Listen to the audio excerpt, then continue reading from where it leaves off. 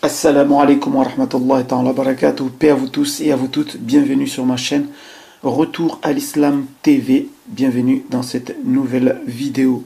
Donc encore une fois, je vais partager avec vous une vidéo qui va parler de ce qui se passe dans la tombe. Donc c'est vraiment un rappel très important. Donc pourquoi je vous fais ce genre de vidéo? C'est la deuxième vidéo qui parle un peu de la mort et de la tombe. Parce que tout simplement je suis en train de préparer une vidéo sur mes expériences de mort imminente. Donc je vous avais déjà promis, en tout cas ceux qui suivent mes vidéos depuis longtemps, que j'allais faire cette vidéo là, puisque ces expériences ont eu lieu à la période où Allah était en train de me faire revenir dans la religion, dans le din. Et voilà, je vous avais promis de vous faire de partager avec vous ces expériences-là. J'en ai fait 3 d'expériences, ce qui, alhamdulillah, m'a permis de croire encore plus en Allah, qui a raffermi ma foi. Donc voilà, donc c'est pour ça qu'en ce moment, je partage un peu avec vous ce genre de vidéo sur la mort, sur la tombe. Donc cette vidéo-ci, ce n'est pas moi qui l'a traduit. Je voulais d'ailleurs remercier la chaîne qui a traduit cette vidéo, une chaîne YouTube qui s'appelle Istighfar. Donc voilà, donc c'est eux qui ont traduit cette vidéo et moi je vais tout simplement partager avec vous cette vidéo. Regardez cette vidéo jusqu'à la fin, vous allez voir vraiment c'est une vidéo qui va un peu, je pense, Inch'Allah, réveiller votre foi. Sur ce, je vous donne rendez-vous dans une prochaine vidéo. Assalamu alaikum wa rahmatullahi ta'ala wa barakatuh. Paix à vous tous et à vous toutes. À bientôt.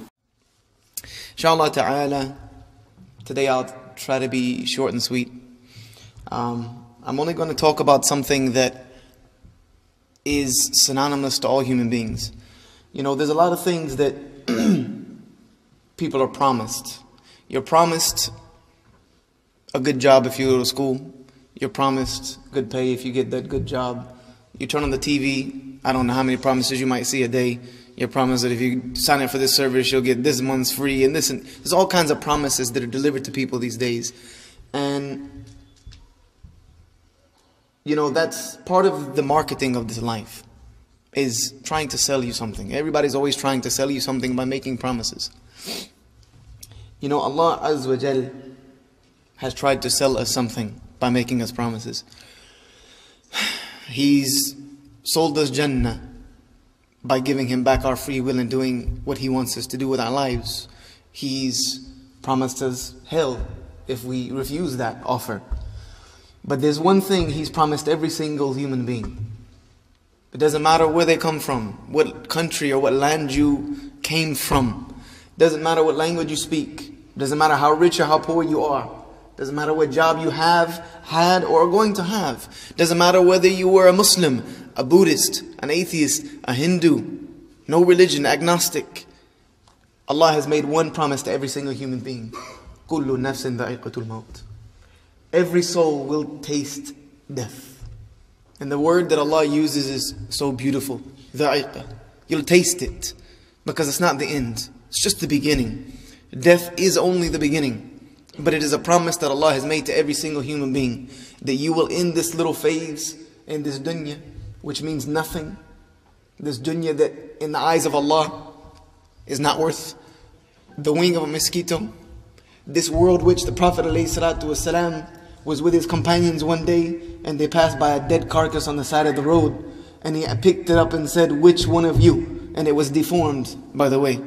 He said, "Which one of you would buy this carcass from me for 1 dirham?" They said, "Ya Rasulullah, none of us would take it even if you offered it for free." He said, "Know that this world and everything that is in it means less to Allah than this dead carcass means to you." So this phase that we're living in now, Allah has promised every soul will taste the end of it. And then Allah Azza wa Jal goes on to promise us, كُلُّ شَيْءٍ هَالِكٍ. Everything will perish. Allah has created everything in this life for it to perish one day. It was never meant to exist permanently. It will all disappear, except the face of Allah Azza wa Jal. So I'm going to tell you about an event today that will come to every single one of you. It will reach you, it will find you, no matter where you go. No matter how far you try to hide yourself, this event will find you. And this event will find you in only one of two ways. And I'm going to describe those two ways today. And that's the only two ways. There's no middle, there's no fourth, there's no third.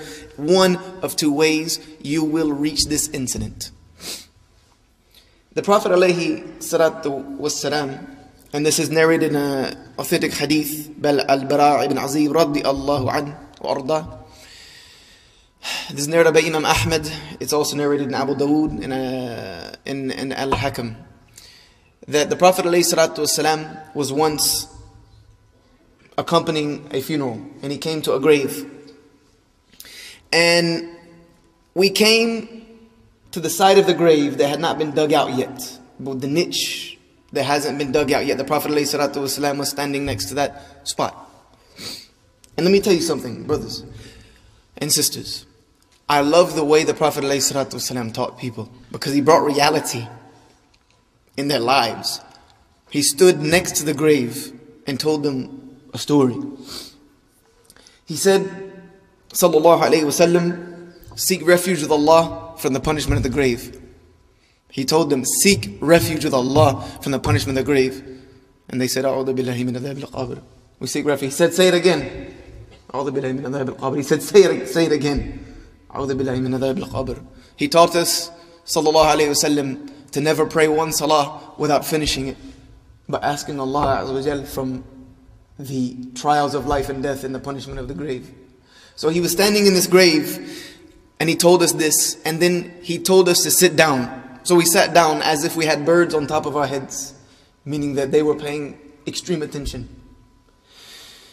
And he said, when the believing servant, and this is one of the two ways in which this dha'iqatul maut, this taste of death, will reach you.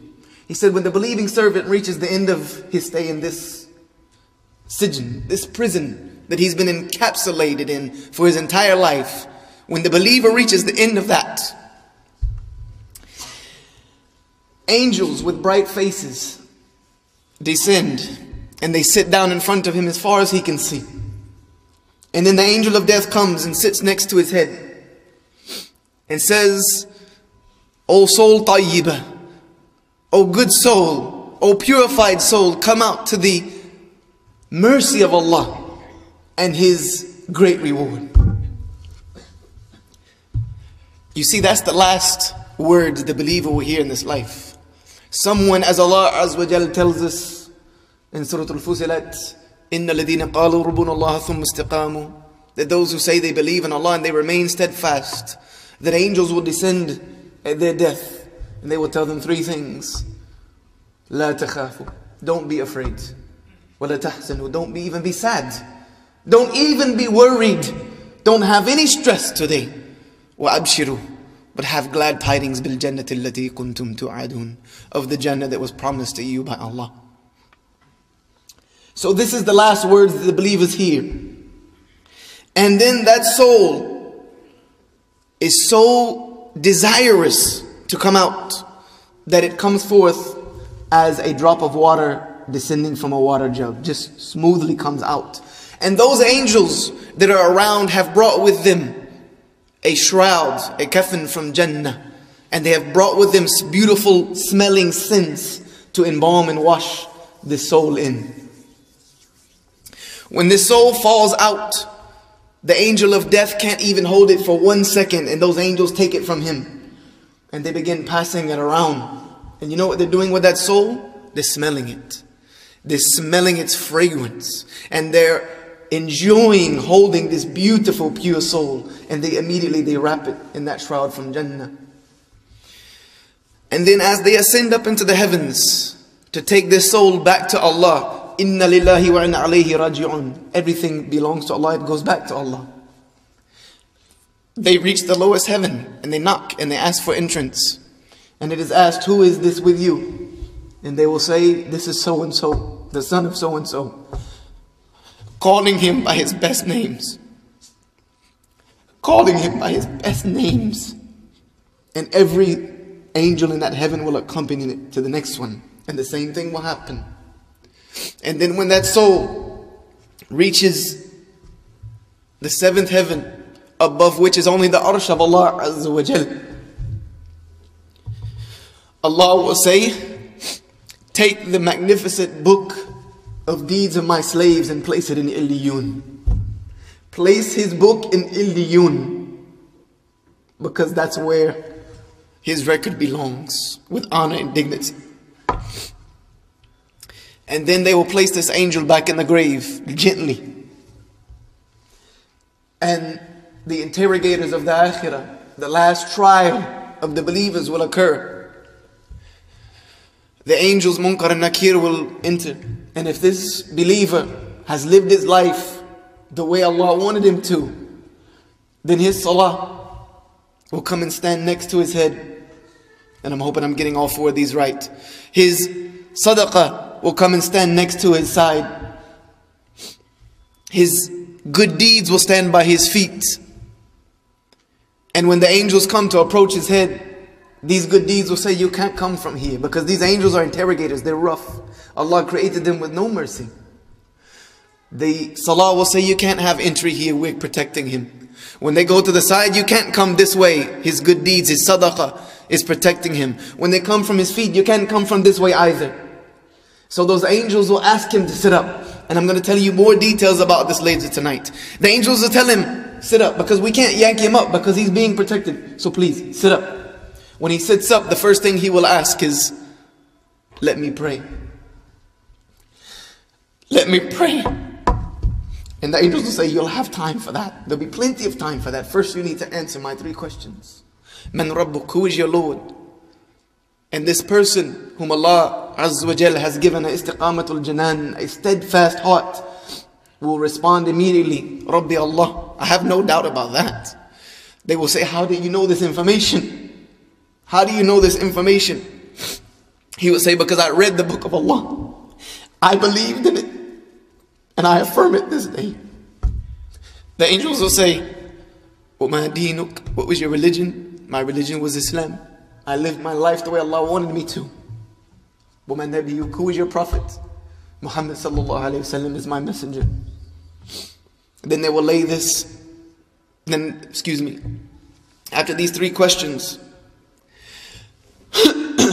a voice from above the seven heavens will respond, Sadaq al-Abdi, my slave has spoken the truth. My slave spoke the truth. Open his grave for him. Open his grave for him after they squeezed and hugged him. Open it for him. Furnish his grave with furnishings from Jannah. A door will be opened to him for hellfire. And it will be said, if you had disobeyed Allah, this would be your place. And it will be closed to never be opened again. Then another door will be opened to Jannah. And it will be said, because of your belief in Allah, this is your home now. And the fragrance of Jannah will come in. And someone will come every morning and evening to remind him, this is your home. Then a beautiful, handsome person will come in and sit next to him or her. And that person is so beautiful that the person in the grave will say, who are you? I've never seen something so beautiful as you. It will say, I am your good deeds. I am your good deeds to keep you company to the day of judgment. What a beautiful companion. But you know what? That companion is being created right now by what you're doing in his life. Right now you are creating this incident for yourselves, if you do the right thing. But that's only one of two ways. There's another way. And the other way is not as good. أقول قولي هذا واستغفر الله لكم فاستغفروه إنه هو الغفور الرحيم.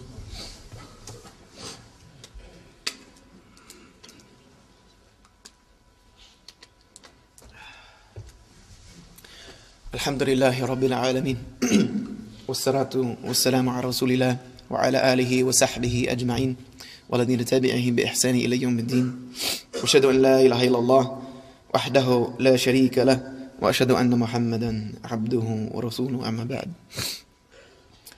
For the disbeliever, for the person who disobeyed Allah to so much extent in their life that their good deeds can't do them any good anymore, for that person, when this taste of death reaches them, angels will descend with dark faces and they will line up in front of him as far or her as far as they can see.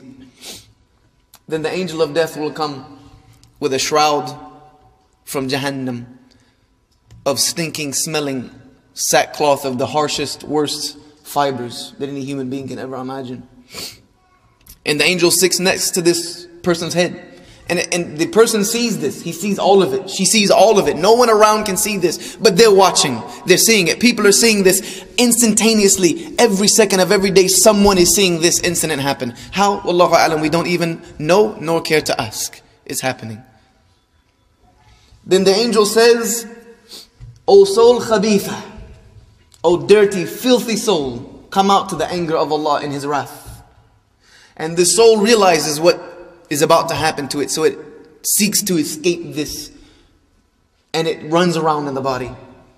Then the angel of death has no choice but to reach in and snatch it out. And the Prophet ﷺ said it's like taking a stick of thorns, placing it in a wet ball of wool, or a ball of wool, and just pulling it back out. It just tears everything. The pain is so intense that on the day of judgment, the pain of this death will still be visible on the people's faces when they're resurrected. At the time of Bani Israel, there were a few pious people who went to a graveyard and they made dua to Allah to bring someone from those graves to tell them their experience. And so a person was brought out of the grave and he said, what is the matter with you? Why did you bring me out for this? I have been dead over 100 years and the pain of that death just now subsided from me. Put me back. So that soul is ripped out and the angels don't want to touch it. No one wants to touch it. They grab it and they just immediately shove it into that cloth. No one is going to touch it nor smell it because it smells, as the Prophet ﷺ says, of one of the most stinking, foul corpses of the earth. Then they take that soul and try to ascend to Allah Azza wa Jal. And they ask for entry into the first heaven. And they say, who is this? They'll say, this is so-and-so, the son of so-and-so, calling him by his worst names. Calling him by the worst of names. Then a voice will be heard from among the seven heavens. Allah Azza wa Jal will respond, send it back. Send it back, despised and rejected into the day of judgment. It can't even enter in. Allah says, send it back. So they throw it and fling it back into the ground. And the Prophet ﷺ said it is, whoever assigns a partner to Allah, it is as if he is fallen from the sky and the birds have snatched him or the winds have just flung him away. That is what is waiting for them. And then when they reach back to their grave, these two angels, Munkar and Nakir, come in and this person has no protection from them. This person has no protection from them. So they just snatch him up. And they ask him, Man Rabbuk? And they're not going to wait around for you to think. They don't want you to figure it out. They're going to say, Man Rabbuk? Who is your Lord? Tell me now. They'll say, I don't know. Money, myself, my family, my job. That was my Rabb. That's what I served. What you served is what your heart is going to speak. There's no lying in the akhirah. You're going to be honest. Man Rabbuk, my Lord was Jesus. Rap, movies, movie stars, whatever it was, that's what you're going to say. And they're going to smash you over the head with a hammer that will turn you into dust. And when you scream, the Prophet ﷺ said, every living thing on earth except humans and jinn hear it. And I would let you hear what's going on in the graves. The Prophet ﷺ said, but if I did so, I'm afraid you would never bury anyone ever again. Then they put him back together, sit him up again. وَمَا دِينُكَ? What was your religion? I don't know, Christianity, Buddhism, atheism. I don't know, myself. Smashed again. Third time, وَمَا نَبِيُّكَ? وَمَا نَبِيُّكَ? Who is your prophet? They will say, I don't know, I heard the people say such and such about such and such. That's all I know. It's not good enough. They smash him and sit him back down. And Allah Azza wa Jal says, my soul, my slave is a liar. He's a liar. And the grave squeezed him when he came in and it doesn't let him go. And then Allah Azza wa Jal says, place his soul, his record in Sijjin. Place his record in Sijjin, because that's where he's going. That's where he will end up, in a prison for the rest of his life, for the rest of his existence, for the rest of eternity. So place his record where it belongs. And then a door to Jannah is opened in his grave. And it is told that had you believed, this would be your resting place. And then that door closes to never be opened again, ever. Then a door to Jahannam is opened, and it is said, because of your actions, this is where you will reside. And they furnish his home from Jahannam, his new home, his grave. And he is told every morning and every evening, this is where you will rest.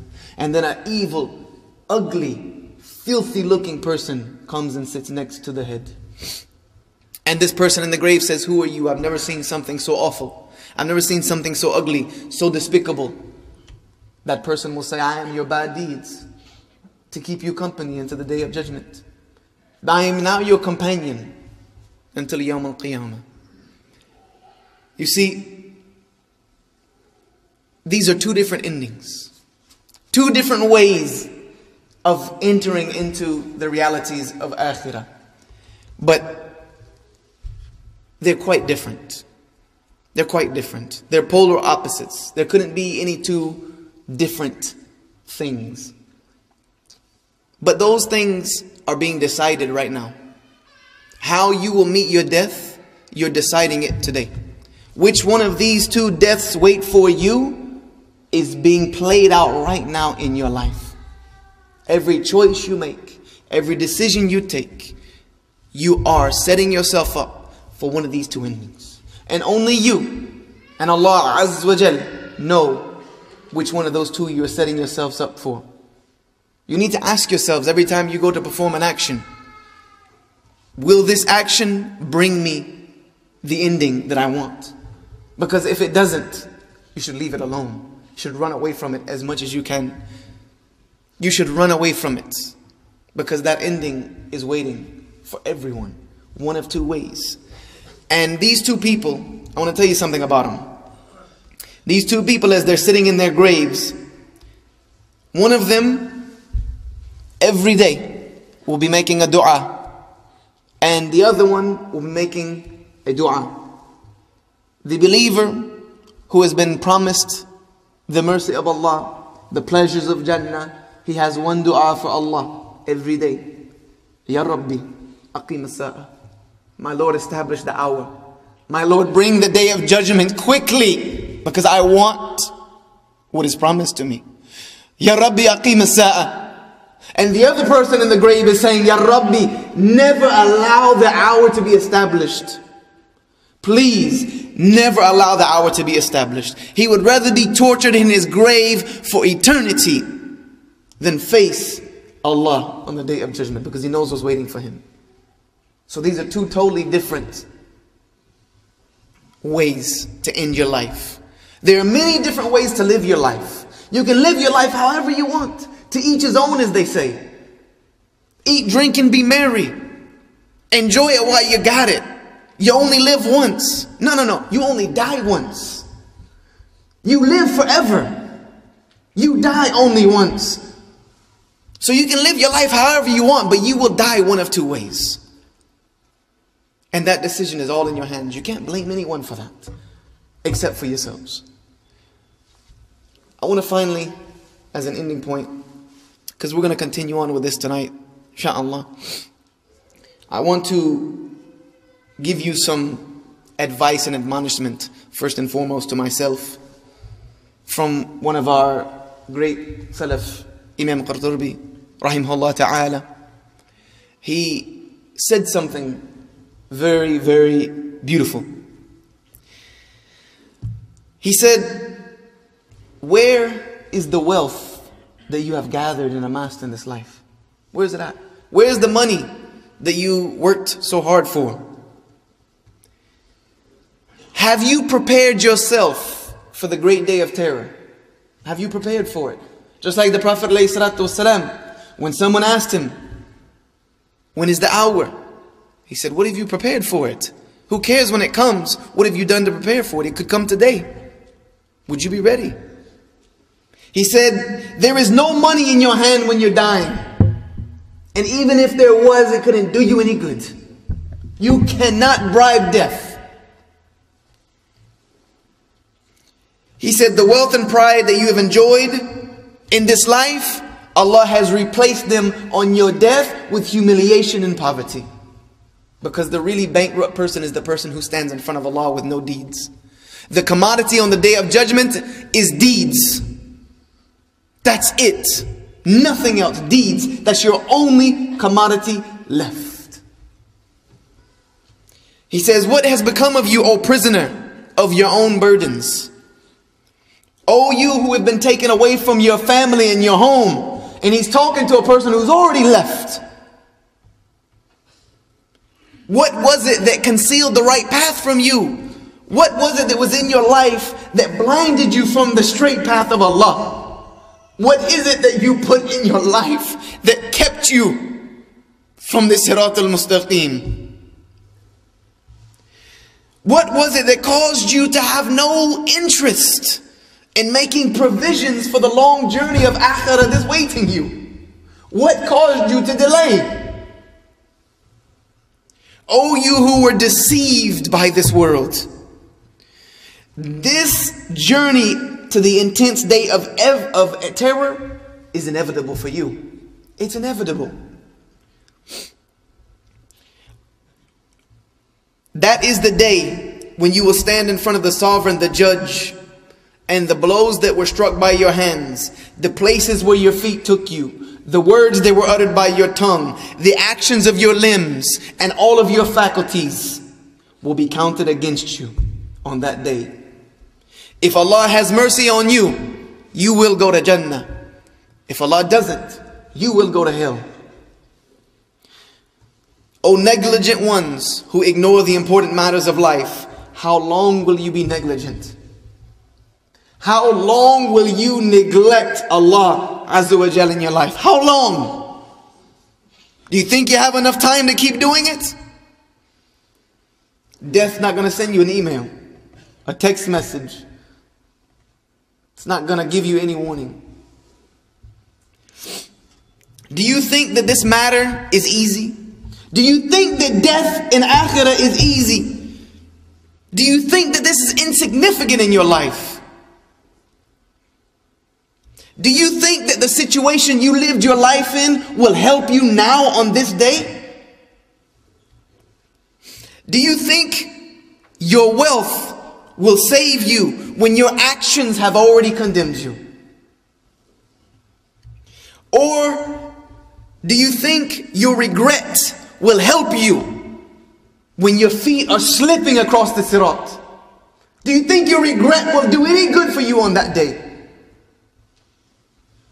It'll only be a weight that throws you deeper. No, by Allah, you're all wrong. Do you think your friends and family will be there to help you when Allah Azza wa Jal is gathering you together to throw you into the deepest parts of hell?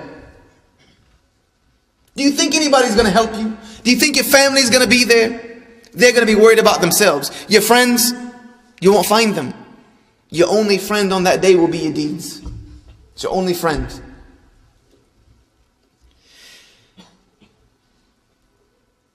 Know by Allah, you are wrong, and you will come to know. You were not content with what Allah gave you. You went after the haram. You weren't content with what Allah gave you, halal. You had to chase the haram. You never listened to the warnings that were given to you. You never had enough of your fill of that which Allah told you to stay away from.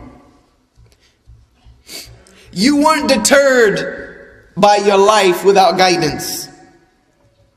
You are happy with the things you have accumulated, but you never think of what lays ahead.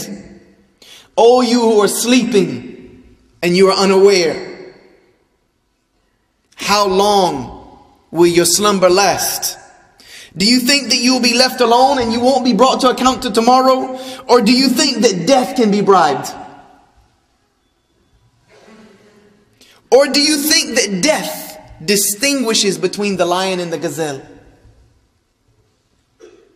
The tyrant and the tyrannized, the predator and the prey. Death doesn't distinguish between any of them. Know by Allah, wealth and children can never ward off death from you. Nothing can benefit those who will be forgiven except righteous deeds. Nothing can benefit you if you want to be forgiven except righteous deeds. So good news to those who listen.